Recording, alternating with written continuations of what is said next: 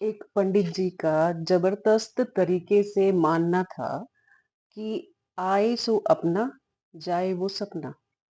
वो इस चीज में बिलीव करते थे बहुत ज्यादा कि जो मिल जाए वो अपना है, जो हमसे चला गया छूट गया वो एक सपने की तरह है। बस गया, खत्म।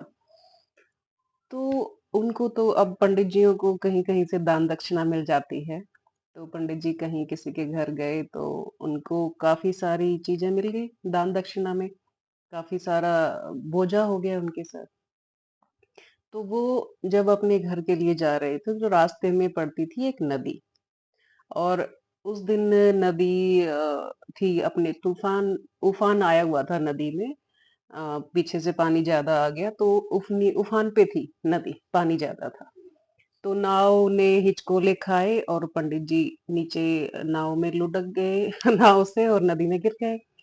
अब नदी में गिर गए तो और जो लोग थे आसपास जो नाव में बैठे थे, वो कहे पंडित जी हाथ दीजिए।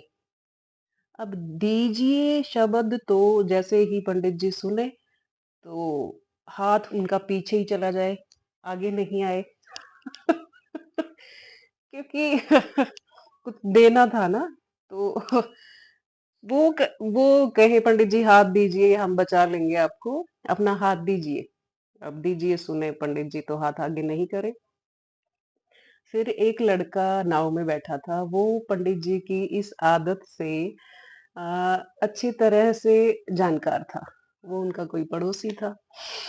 तो उसने कि इनको बचाना तो है अब पड़ोसी हैं मेरे, तो उसने अपनी सूझबूझ से उसने कहा पंडित जी मेरा हाथ लीजिए। अब लीजिए सुनते ही तो पंडित जी ने झटाक से उसका हाथ पकड़ लिया। उसका हाथ पकड़ लिया, लड़के ने पंडित जी को खींच के नाव में फिर से चढ़ा लिया।